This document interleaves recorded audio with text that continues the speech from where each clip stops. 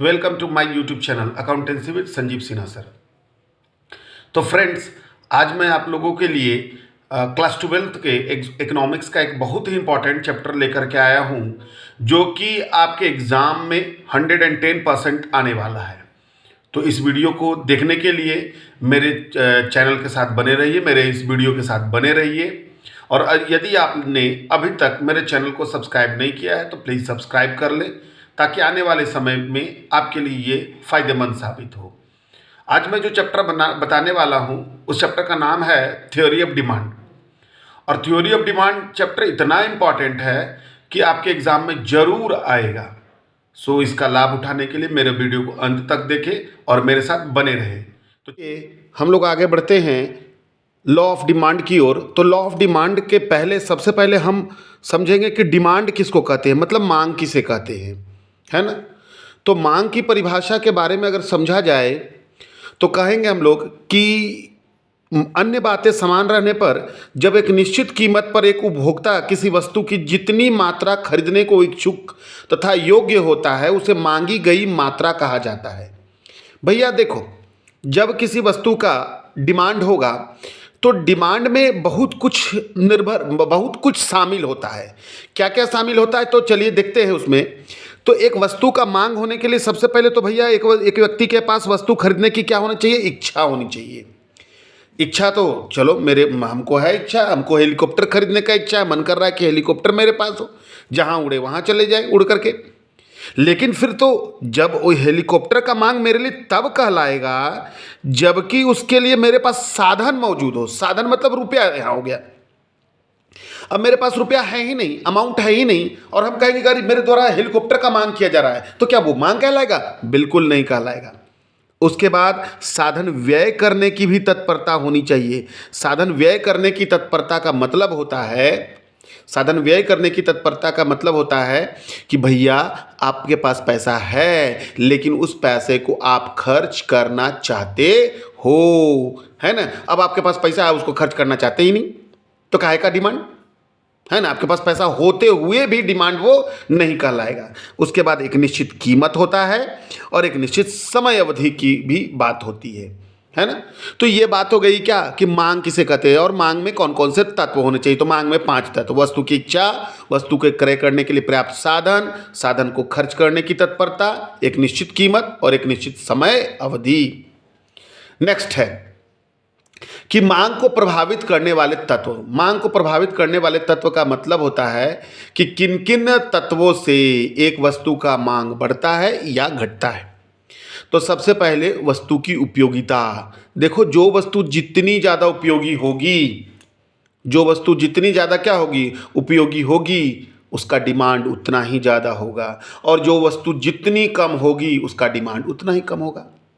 अब एक सिंपल व्यक्ति के लिए, एक शाकाहारी व्यक्ति के लिए, है ना, मांस मछली क्या उपयोगी होगा? नहीं होगा। तो क्या उनके द्वारा उसका मांग किया जाएगा? तो नहीं किया जाएगा।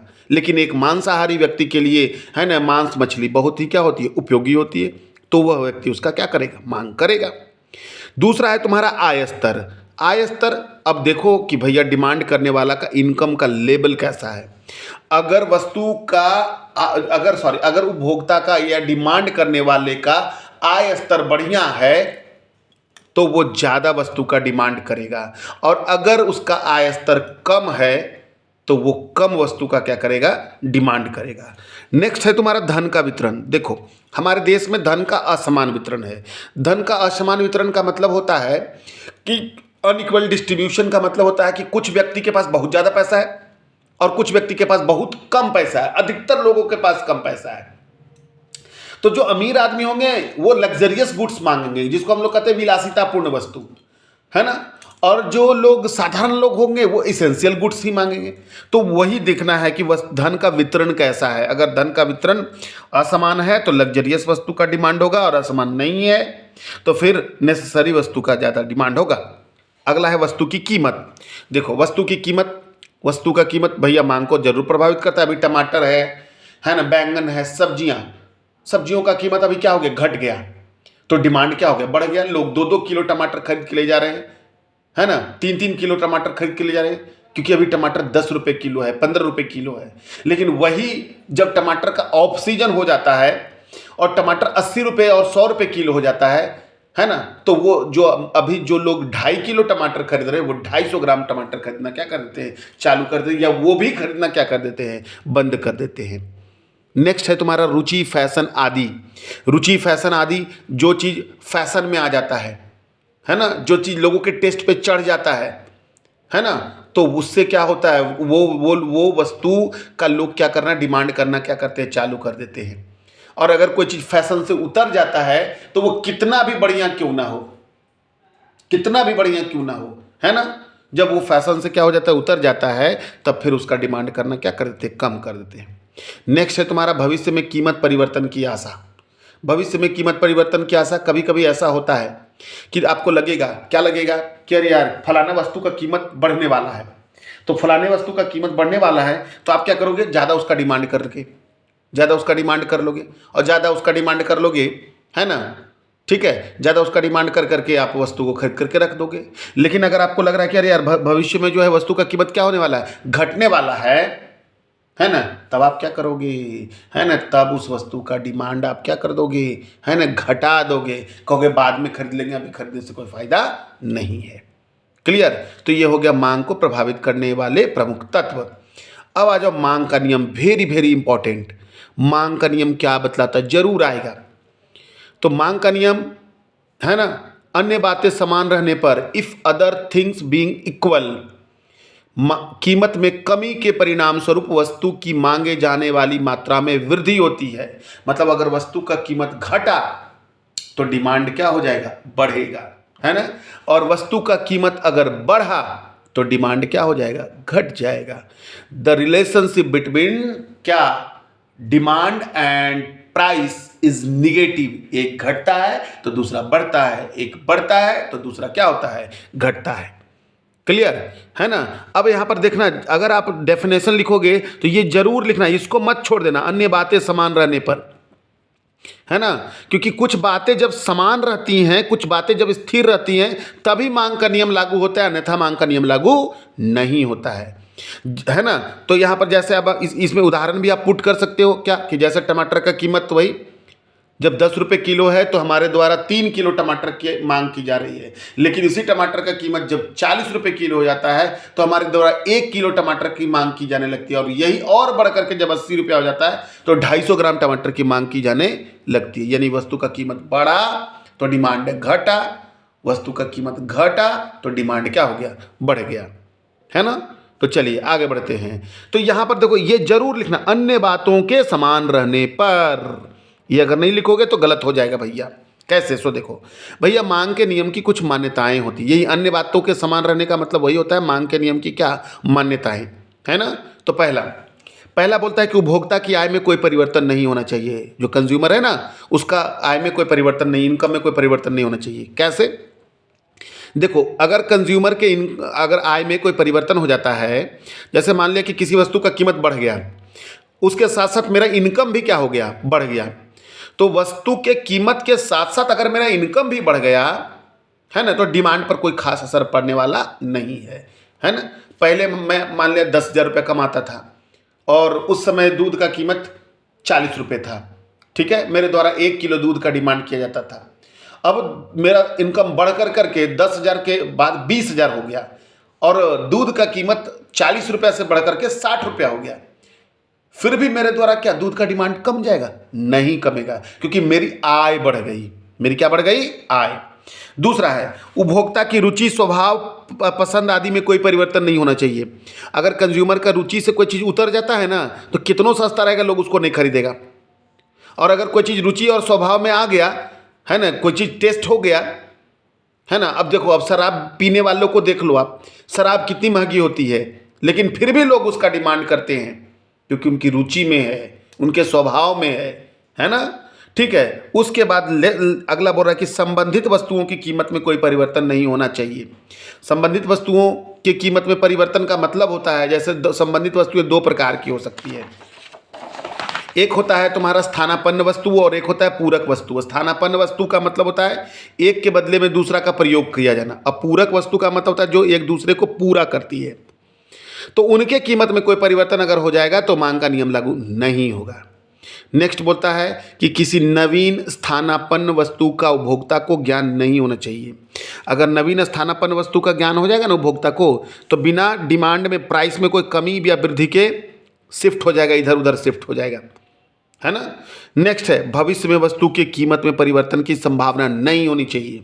भविष्य में अगर वस्तु, जैसे कि कभी कभी हल्ला होता था कि नमक 200 रुपये किलो हो जाएगा, तो नमक 200 रुपये किलो हो जाएगा, तो लोग क्या करते थे कि उस समय थोड़ा ज़्यादा कीमत पर नमक भी मिलता था, तो लोग खरीद करके नमक रख लेते थे, क्योंकि उनको लगता था कि अरे यार अभी तो भविष्य में क्या होगा, नमक का कीमत बहुत ज़्यादा क्या हो जाएगा, बढ़ जाएगा।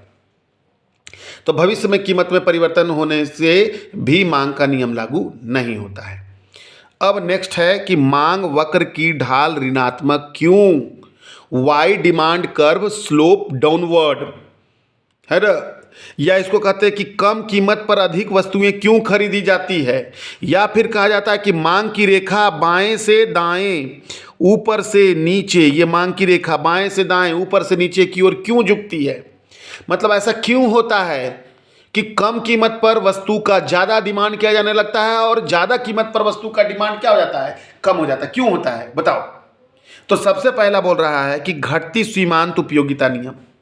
देखो घटती सीमांत उपयोगिता नियम का मतलब क्या होता है, तो जैसे जैसे हम वस्तु की अतिरिक्त इकाइयों का प्रयोग करते जाते हैं, वैसे वैसे प्राप्त होने वाली उपयोगिता क्या होती चली जाती है, घटती चली जाती है। तो वैसे वैसे प्राप्त होने वाली उपयोगिता जब घटती चली जाती है ना, तो लोग उसके लिए, देखो कोई भी आदमी किसी भी वस्तु का प्राइस तब देने के लिए तैयार होता है जबकि वह वस्तु उसके लिए यूटाइल होती है, उपयोगी होती है ना। जो व्यक्ति मादक पदार्थों का सेवन कर रहे हैं, है ना, वो उनके मादक पदार्थों का मतलब हो गया कि शराब, सिगरेट वगैरह वगैरह, तो वो क्या करेंगे कि उनके लिए प्राइस देने के लिए तैयार होते हैं। लेकिन जो लोग नहीं उनका सेवन करते, वो उनके लिए क्या प्राइस देंगे, नहीं देंगे, क्योंकि वो उनके लिए उपयोगी नहीं है। तो जैसे जैसे हम वस्तु का लगातार प्रयोग करते हैं ना, वैसे वैसे उनकी उपयोगिता क्या होती चली जाती है, घटती चली जाती है। अगर तुम भूखे हो, पहली रोटी खाओगे तो तुमको बहुत ज़्यादा उपयोगी है वो, दूसरी रोटी खाओगे थोड़ा कम, तीसरी रोटी खाओगे थोड़ा कम। तो भैया जब कम उपयोगिता प्राप्त हो रहा है तो प्राइस भी क्या होगा, कम देने के लिए लोग तैयार रहेंगे। तो इसीलिए कहते हैं कि घटती सीमांत उपयोगिता नियम, है ना भैया, जब उपयोगिता घटती है तो लोग कीमत भी कम देने के लिए क्या होते हैं, तैयार होते हैं। इसीलिए कम कीमत पर ज़्यादा वस्तु का डिमांड और ज़्यादा कीमत पर कम वस्तु का डिमांड। दूसरा है क्रय शक्ति में वृद्धि अर्थात आय प्रभाव। देखो जब कोई वस्तु, अभी हम बाजार जाते हैं, 100 रुपया लेके जाते हैं, 100 रुपया में भर थैला सब्जी लेकर के आते हैं। कैसे? क्योंकि मेरा क्रय शक्ति बढ़ गया। कैसे बढ़ गया? क्योंकि 10 रुपये किलो फूल गोभी मिल रहा है, 10 रुपये किलो पत्ता गोभी मिल रहा है, 10 रुपये किलो टमाटर मिल रहा है, तो मेरी क्रय शक्ति क्या हो गई, बढ़ गई। लेकिन जब सीजन, सब्जियों का सीजन हट जाता है, खत्म हो जाता है, तो वही फूल गोभी 50 रुपये किलो मिलने लगता है, वही बंदा गोभी 50 रुपये किलो मिलने लगता है, टमाटर 80 रुपये किलो मिलने लगता है। यानी उसी 100 रुपये की क्रय शक्ति क्या हो जाती है, घट जाती है ना। तो जब उसी 100 रुपये की क्रय शक्ति जब घट जाती है तो कम कीमत, मतलब कम वस्तु आना चालू हो जाता है। तो भैया जब कीमत बढ़ा तो क्रय शक्ति घटी, और जब कीमत घटा तो क्रय शक्ति क्या हो गई, बढ़ गई, है ना। ठीक है। नेक्स्ट अगला है प्रतिस्थापन प्रभाव, सब्स्टिट्यूशन इफेक्ट। देखो जब क्या होता है ना कि कोई वस्तु का कीमत बढ़ता है तो उपभोक्ता कहीं और शिफ्ट हो जाता है, और कहीं और शिफ्ट हो जाता है जब, तब फिर कहानी खत्म हो जाता है, फिर डिमांड ऑटोमेटिक क्या हो जाना है, घट जाना है। और लास्ट है आपका कि उपभोक्ता की संख्या में परिवर्तन। जैसे देखो अभी टमाटर 10 रुपये किलो है, 10 रुपीज़ पर केजी है ना। तो अभी उसको उच्च वर्ग भी खा रहा है, मध्य वर्ग भी खा रहा है, निम्न वर्ग भी खा रहा है। यानी पूरा लोग, सभी लोग टमाटर का क्या कर रहे हैं, उपयोग कर रहे हैं। यानी टमाटर खरीदने वाले लोगों की संख्या बहुत क्या है, ज़्यादा है। लेकिन टमाटर जब 100 रुपये किलो होता है तो निम्न वर्ग तो नहीं खाता, मध्य वर्ग भी कम जाता, केवल उच्च वर्ग खाता। तो भैया उच्च वर्ग का आदमी कितना है, तो कम आदमी तो कम डिमांड, ज़्यादा आदमी तो ज़्यादा डिमांड। यानी उपभोक्ता की संख्या में क्या हो गया, परिवर्तन हो गया, है ना।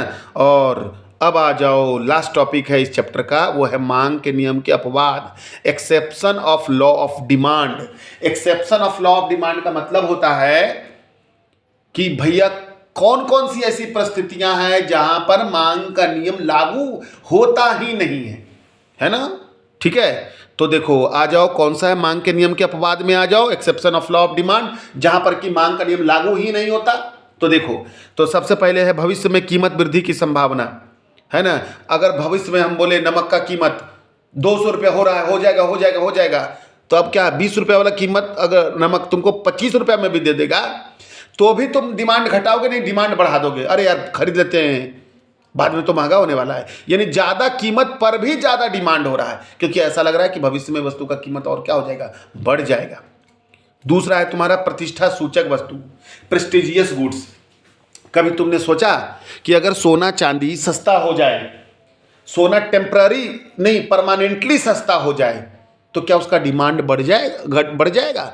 नहीं, सोना लोग दिखाने के लिए खरीदता है। सोना कितना भी महंगा हो जाएगा उसका डिमांड नहीं घटने वाला है, क्योंकि सोना को लोग प्रतिष्ठा से जोड़ करके देखते हैं, है ना। मोटा मोटा चेन पहन करके रहें, काय लिए दिखावे लेके हमारे पास इतना मोटा चेन है कि नहीं, तो केवल क्या है, प्रतिष्ठा है। हम तो कहते हैं कि सोना का चैन लोग जो पहनते हैं, है ना, वो उनका तो हमको दिमाग का पता नहीं भाई, मुझे तो नहीं पसंद है। क्यों नहीं पसंद है? एक तो गला में लादे रहो, और दूसरा बात क्या है कि भैया कब चोराएगा, चुरा करके क्या करेगा, ले करके चला जाएगा, क्या फ़ायदा है? क्या सोना पहनने से कोई बीमारी ठीक हो जाता है? नहीं। तो सोना को लोग किस लिए पहन रहा है? केवल प्रतिष्ठा के लिए पहनता है, और प्रतिष्ठा सूचक वस्तु के कारण जो है उसमें मांग का नियम लागू होने वाला नहीं है। उसके बाद है उपभोक्ता अज्ञानता। उपभोक्ता अज्ञानता का मतलब, उपभोक्ता मतलब कंज्यूमर क्या होता है? ज्ञानी होता है। वो सस्ती चीज़ों को खराब समझता है और महंगी चीज़ों को क्या समझता है? अच्छा समझता है। अभी मैं आप लोगों को कॉपी पे पढ़ा रहा हूँ, सस्ती चीज़ है। आप लोगों को लग रहा है यार कौन सा टीचर है ना भैया, मेरे पास तो यही है, क्योंकि मेरे पास शक्ति नहीं है आपको कौन सा स्मार्ट बोर्ड पर पढ़ाने का, है ना। अब मैं अच्छा पढ़ाऊँ या खराब पढ़ाऊँ, आप नहीं पढ़ोगे। क्यों नहीं पढ़ते? क्योंकि मैं आपको कॉपी पे पढ़ा रहा हूँ। नहीं सर, कॉपी पे अच्छा नहीं लगता, बहुत लोग बोलते हैं, है ना। तो लेकिन इसमें ये बात तो हो ही नहीं रही कि सर पढ़ाते कैसा है। ठीक उसी प्रकार से उपभोक्ता, कोई कंज्यूमर गया कपड़े के दुकान में गया, कपड़ा अगर सस्ता है तो खराब है, महंगा है तो अच्छा है। यहाँ पर demand, law of demand applicable ही नहीं, क्योंकि भैया अच्छा है तो उसको खरीदेगा। नेक्स्ट है गीफन विरोधाभास। गीफन विरोधाभास का मतलब होता है, गीफन वस्तु मतलब होता है खराब वस्तु। खराब वस्तु कितना भी सस्ता क्यों ना हो जाए, सड़ा हुआ टमाटर तुमको 3 रुपये किलो देगा, कोई लोगे? नहीं लोगे, क्योंकि वो गीफन वस्तु है। गीफन वस्तु मतलब खराब वस्तु। और एक और मैं बता दूं, इसमें एक पॉइंट मैं और जोड़ना चाहता हूं, जो जीवन रक्षक वस्तु है। कौन वस्तु? जीवन रक्षक वस्तु, इस पर भी मांग का नियम लागू नहीं होता। अब जीवन रक्षक वस्तु जैसे मान लिया मेडिसिन, दवा। अब एक बात बताओ, दवा अगर बुखार का दवा पैरासीटामोल अगर महंगा हो गया, 5 रुपये टैबलेट से 7 रुपये टैबलेट हो गया, तो क्या पैरासीटामोल एक गोली की जगह पर आधा गोली खाने लगोगे? नहीं, वो तो जीवन रक्षक वस्तु है। ठीक उसी प्रकार से अगर पैरासीटामोल गोली 5 रुपया से हो गया 2 रुपया, तो क्या एक गोली की जगह पर 2 गोली खा लोगे? नहीं, ये भी जवाब नहीं होगा, क्योंकि जितना डॉक्टर बोलेंगे उतना ही आप क्या करोगे? खाओगे। तो जीवन रक्षक वस्तुओं पर भी मांग का नियम लागू नहीं होता है। तो आशा करते हैं कि आपको मेरा ये क्लास अच्छा लगा हो, है ना। तो इसको जरूर देखें, एग्जाम में आने का चांसेस 110% है। और इसी तरह के इंपॉर्टेंट क्वेश्चन के लिए मेरे साथ बने रहे। और प्लीज़ अभी तक मेरे चैनल को सब्सक्राइब नहीं किया है तो कर ले, बेल आइकन प्रेस कर ले, ताकि इन एग्ज़ाम के टाइम में मैं आप लोगों के लिए अच्छे वीडियोज़ लाता रहूँ। Thank you.